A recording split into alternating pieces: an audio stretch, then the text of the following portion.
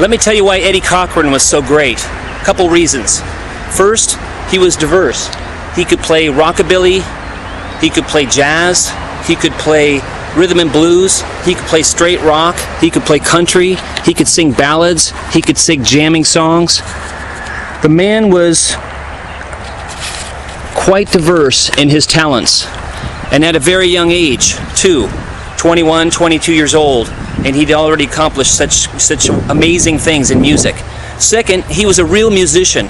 He actually knew how to play the guitar very well, and he was a really great singer. So unlike some of the teen idols of the period in which he lived, he actually was a real musician. He was no idol. He was ahead of his time, and that leads to my third thing. If you listen to something like Nervous Breakdown, I'm having a nervous breakdown. I mean, listen to the heaviness of that song. It was at least 10 years before its time. So one kind of wonders what he could have done in the 60s, in the later 60s and 70s. I think he would have been at the forefront of a lot of experiments, a lot of innovations in music.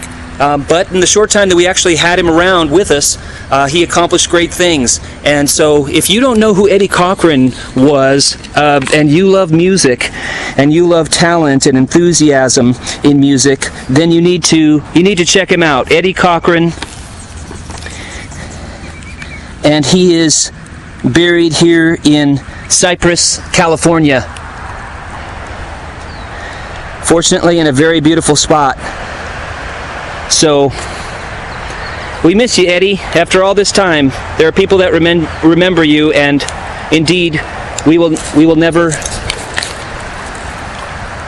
ever forget you. Absolutely.